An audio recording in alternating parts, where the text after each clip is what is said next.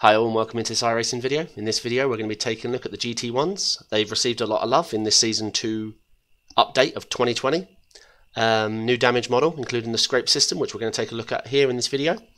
Engine cooling and braking has been changed. The pit stop process with regards to refueling and changing tyres at the same time is no longer allowed. At the same time. You're allowed to do them in the same pit stop but sequentially. The baseline setup's been changed. So I thought I'd get in the Corvette and the Aston Martin. We'll do 5 laps here at Interlagos. See what times we set. Hopefully it can help you decide purchase if you're looking to make it. If you haven't been able to jump in the test drive session, which is really handy, but it's quite restricted if you've got a job at the same time they launch it. Right, let's jump in.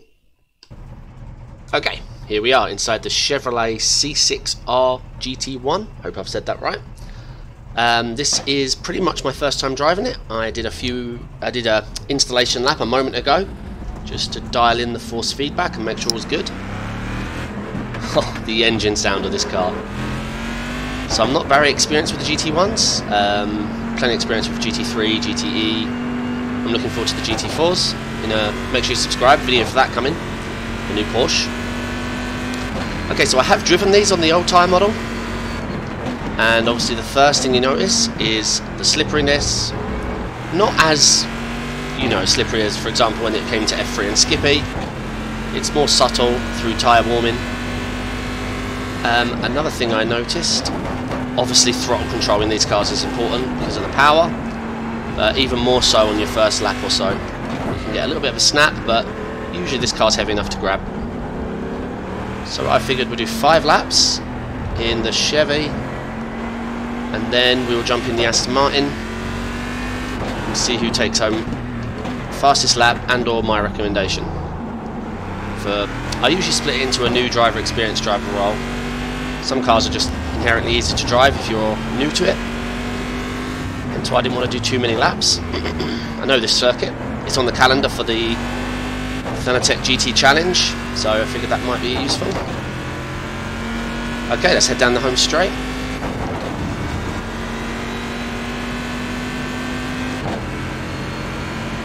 See what kind of lap time we can do. I'll try and talk through my feelings.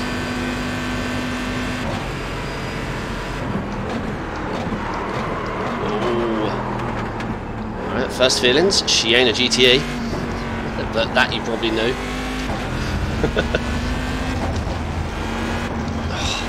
Alright, stay away from that curb.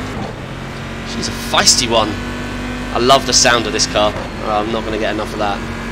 I have to say I'm pretty tempted to give this series a shot this season, but the problem is I've got so many series I'm tempted to drive this season. Make sure you subscribe for the Porsche GT4 video. I am really excited to get in that car and drive.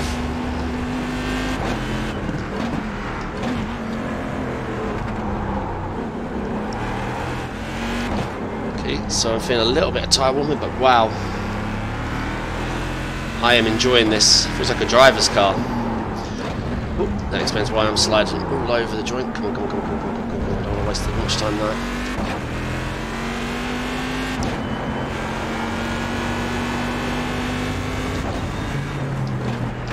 So I think the delta at the moment is just comparing to my installation lap, so ignore that. Once we set a lap,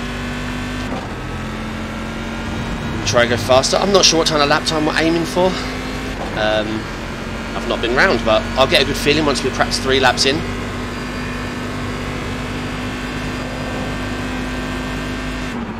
Oh, the soundtrack this car plays. Oh my god. Yes, please.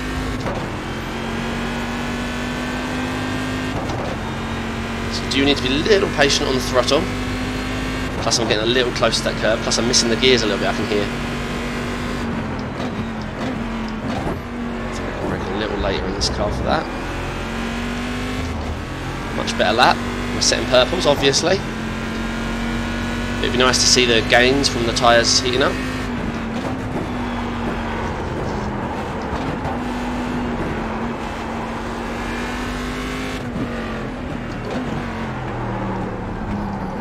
Oh, what a combo. Remind me to race this combination. It just feels right, you know, when something just feels meant to be. Whoa. Come on. So yeah, I've been pretty excited for the new season. And I'll review as much as I can. No, I've bought this lap. Actually, it wasn't too bad. We just got a bit of lateral slide. And obviously I was a little late on the throttle.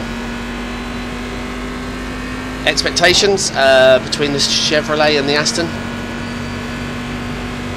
I have no idea. If I had to pick one, but this is a premature picking with no scientific backing whatsoever, I would have thought the Chevy, but... Right, I managed to... Come on, come on, come on. Oh, I'm in first gear. First gear's an animal.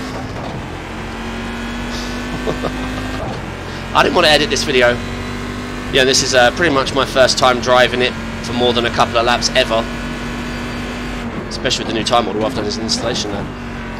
So I just want you to get my general feel. Because iRacing's tough if you, you know, you want to run a car but you're not around to test it. Do you just buy the car and hope you like it? It's tough. That's why I make these videos. So I could edit it, make it look pretty and tell you just the glamour things, but I want you to see my initial laps to get, so you can map your feelings through mine. This thing does not love curbs.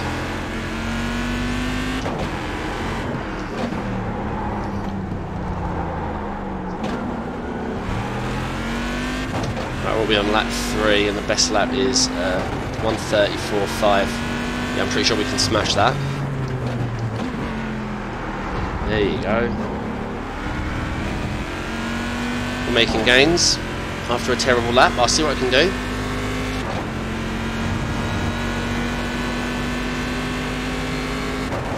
I wonder how the Aston will sound compared to this, obviously. This sounds... This is... I'm sure it's coming through your end, but it sounds awesome. I enjoy the brakes in this car. It's... Yeah, the GTE feels like a precise science, whereas this feels like I keep saying, like a driver's car, where it can be utterly finessed. It's quite a nice feeling. Obviously, I'm new to the low tail pedals and very new to this car, so take what I'm saying with a pinch of salt.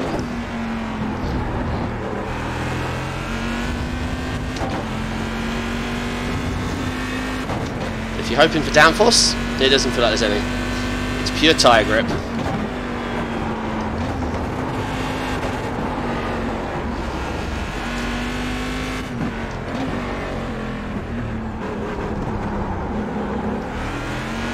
We can beat him. It's only me.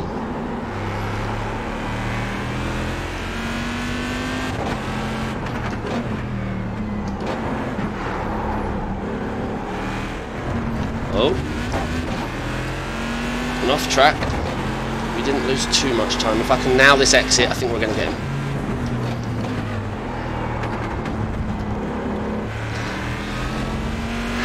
It's hard to say. Off track was already on the screen. Was that an off track or not? I'm not sure. Right, awesome exit. I need to get used to the gearing sound. It roars up to the high RPMs, but then right at the end it's quite subtle. Oh, I almost got to test the new scrape system there. Unintentionally. Oh, come on, last lap, David. Do the Chevy proud, come on. And get off the grass.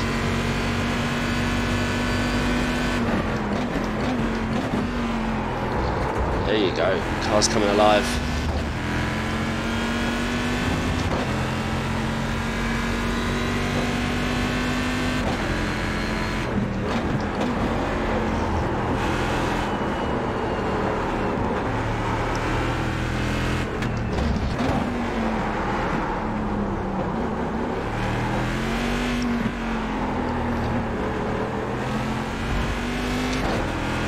This is close.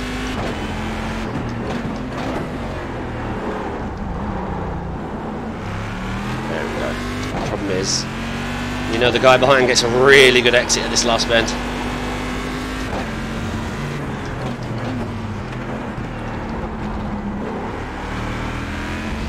Oh, look at that, there you go. Everything came together on lap 5. Stay off the green. And we're not missing our gears, there you go. So what's that going to be? 133.1. Right, let's test the scrape system, shall we?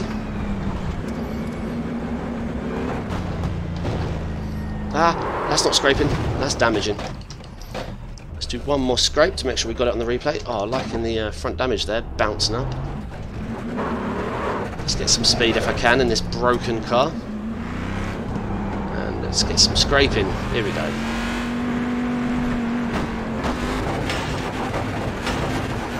Right. Let's take a look in the replay. Poor car.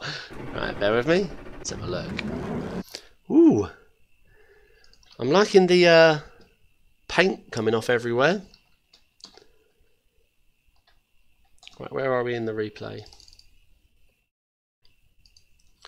Alright, so the car's all pretty.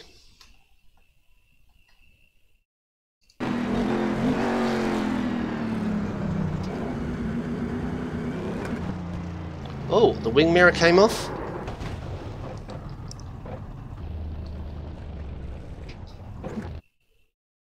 Do you see that? I'll show you in a much smoother way this time.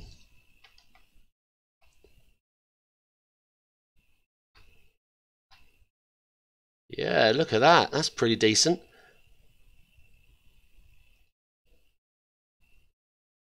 We definitely got a lot of paint scraping going on. And some front end damage. Yikes. Let's get to the next scrape.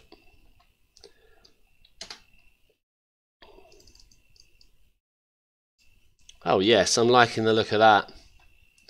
That's a clever addition. And apparently it's adaptive. Oh god. It's adaptive to the material it's rubbing against. So it's not just going to always look one way. It's if you're against a rubber or metal or another car, hopefully we could see colour rub off, you know, a little yellow on your car. That would be cool. So, alright, bear with me. I'll be back and I'll be in an Aston Martin.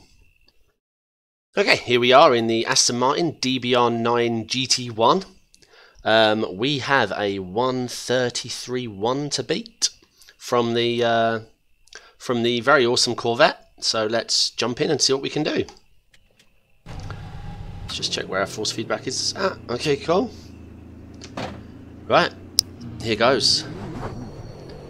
First things first, how does it sound compared to the Corvette? Different. Sounds electronic compared to a pure brute. Yeah, that is a completely different sound. It's almost like the Corvette's Formula 1 back in the day, and this sounds like Formula E. And you get some brake whine. Whoa.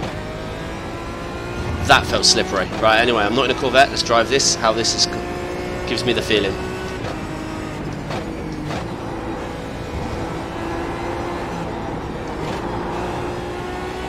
Wow. Okay. She's a lively one.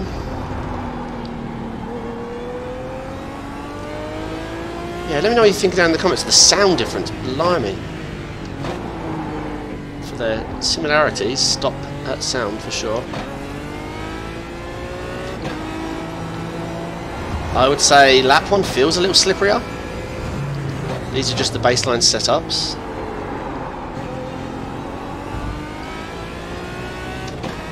Let's see if she makes it up for it in power.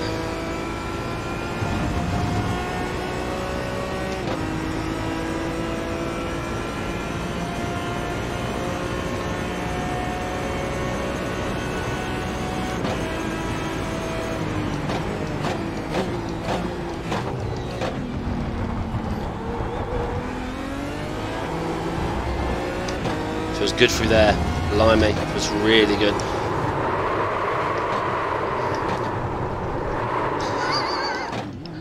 That way, that way, that way. Okay. Wow. New tyre model, man. I am a big fan of the new tyre model. As you can see, perfectly used to it as well. Okay. I was saying, planted moments before a spin. But no, through that section it did feel really performant. Right, it's alright, we've got plenty of laps left. But I am unscientifically calling it. This car feels a little slipperier. I mustn't keep... First gear is... I'm trying to use first gear just to engine brake a little because I don't know the car, but in the Chevy it was fine to use, but no.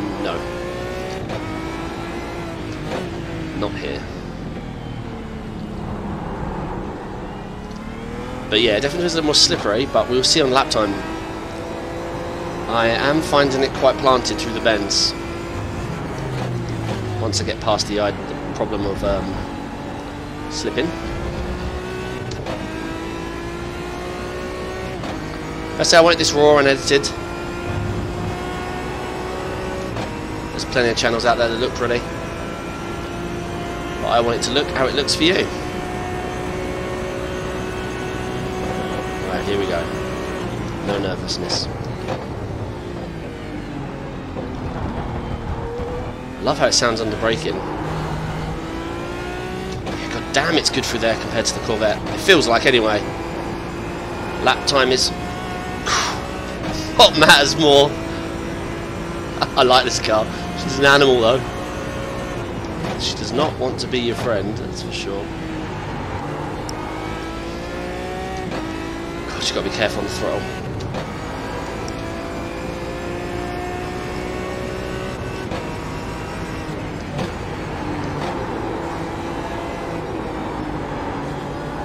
I'm finding the dab for trail braking is a bit more effective in this car, but obviously these are both just baseline, so you can customise them, but I'm just telling you my thoughts. I struggled getting the nose in there on the Corvette, just under either throttle or trail braking, nothing seemed to really pinch it round. I'm finding this car, a little dab of the brake, not dab, you know, trail braking out. It seems to be a lot more effective. I mean, it's not going to win a sound award. I really prefer the sound of the Corvette, but I do prefer the sound of winning over losing, so I'm always going to go with the fastest car, not the nicest sounding. Okay, I'll be curious to see what lap time this is. That was a pretty clean lap. What is it, a 33.1 to beat? Feels like it's going to beat it, but I don't know.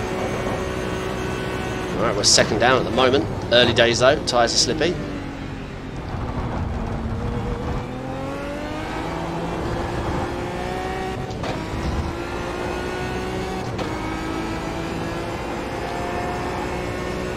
That section, I called it the Aston Martin, does feel a little more hooked up. Remember, it may just be it suits my driving style. It's a tough call, isn't it? Right, we've got exactly 1 second to find on that sector, the delta at the top, to beat the Chevy.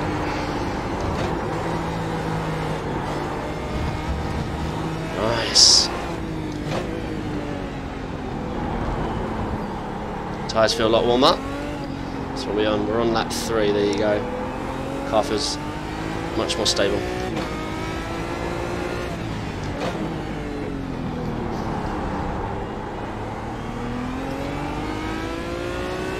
We found 7 tenths. I almost lost the rear.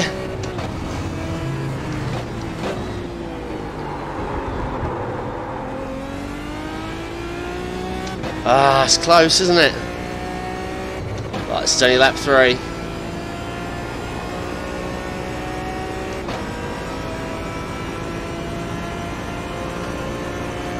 So what's that going to be? It's going to be close, but not close enough. 33.5.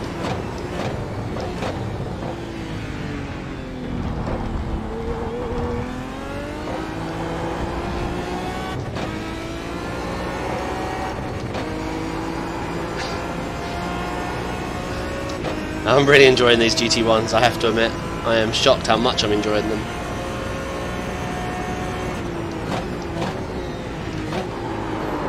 No!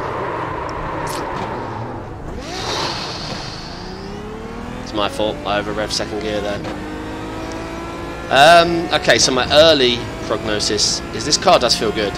I think once tyres at temperature, this is going to be hugely performant. I'm going to call the Corvette easier to drive. My early, unscientific, GT1 experienced drive-in call. But if you're new to it, that's exactly how it's going to be for you.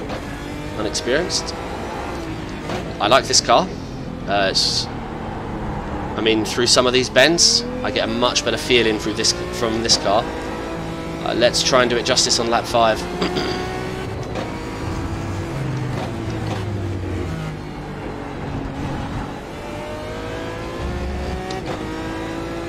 No, this setting doesn't feel slower.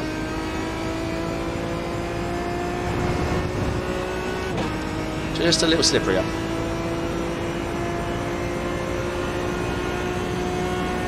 Okay, wish me luck.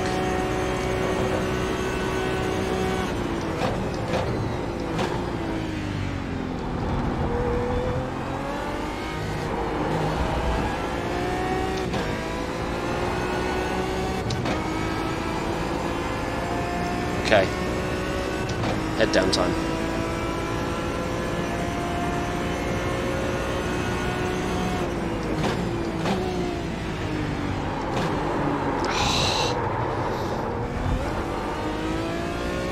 Damn it!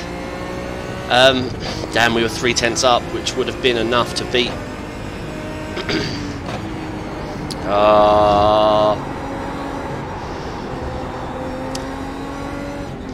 I'm just finding this car a little harder to drive, and I'm obviously trying to push as much as I can to beat the Chevy.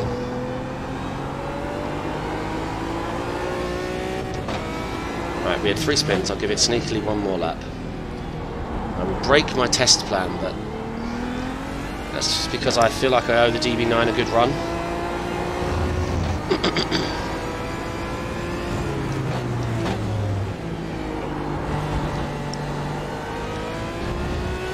But if I can't put down the lap, then I hope that comes through, that this is a little bit more difficult to drive, especially if you're new. I'm sure if I was GT1 experienced, I wouldn't be having this problem. Ow.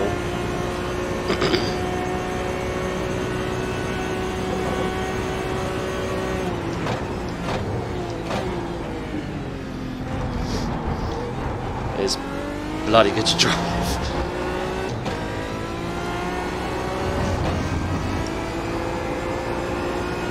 There you go. She's consistent through that section. God damn.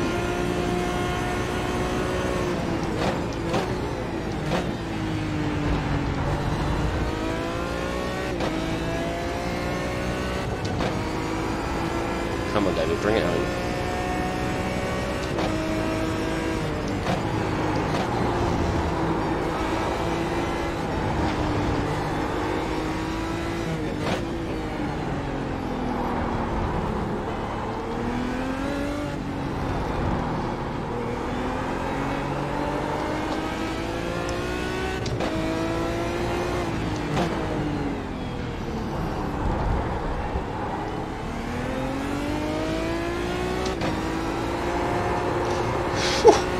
Rear.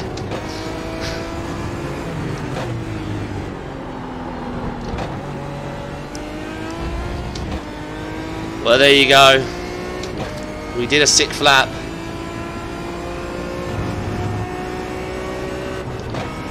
And she's going to win. But it was outside of the rules. But I wanted to set a lap time for you guys. So what? 32.9. So let's test the scrape in this car. The Aston won by 2/10. So my advice: the Aston is a really good car. I am not trying to put a down on it. I couldn't tell. I don't think it was so much as cold tyres. Just the baseline setup was a little bit more difficult to drive. Right, let's take a look at that replay. I loved both cars. The Chevrolet I just felt very hooked up in, perhaps not as performant in some bends, like especially maybe a pinch more understeer. I found the car a lot easier to grab and maneuver with in the Aston. But the Aston, I really struggled to put down consistent lap times. Right, let's take a look at the damage, the scraping per se. So a 32.9 in the Aston Martin, to recap, and a 33.1.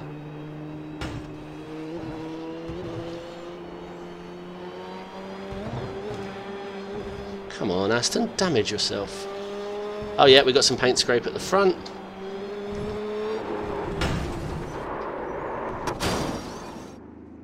Right, let's take a look. This is cool. Yeah, I mean the damage model is definitely coming on. Yeah, it looks really good. I'm really impressed. Yeah, very impressed. Alright, so to summarise, I'm not a GT1 driver. This was unedited. This was all one take. This was my true feelings and only my feelings. I'm sure there's some experienced GT1 drivers that find the Aston easy to drive. I found the Chevrolet Corvette C6R GT1 easy to drive, easy to put down the laps. If I was buying one right now, which I'm highly considering, I think I'm going to go with the Corvette. The Aston Martin felt really good. Like, honestly, felt hooked up. Certain bends could really lay down some good precision. It just takes a bit more finesse, a bit more learning, a bit more experience. Perhaps Season 1, Corvette, Season 2, the Aston. But this is just my advice. Like, I have to give an opinion at the end, and this one's tough because, plus I love the sound of the Corvette. Let that be on the record.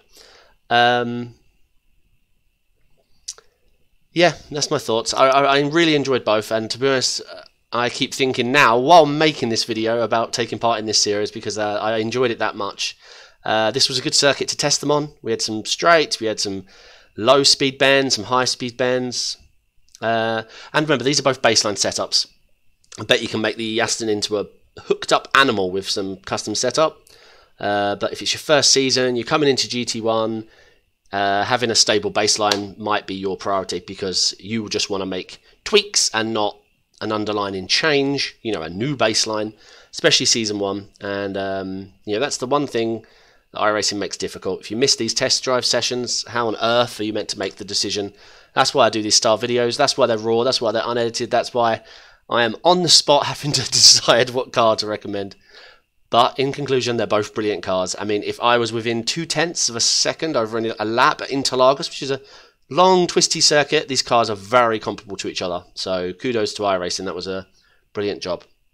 Alright guys, let me know down in the comments what you think, what cars you drive, your experiences, anything similar to what I've done, lap times, anything. Yeah, and thanks for watching. The support you guys have been providing and sending, the Patreons, the Discord, it's blowing up and it's insane, and I thank all of you. You're all awesome. Alright, like if you like this video, sub if you want to see the next one, bell notification if you want to know when the next video drops, and otherwise, I'll see you in the next one. Thanks guys, bye.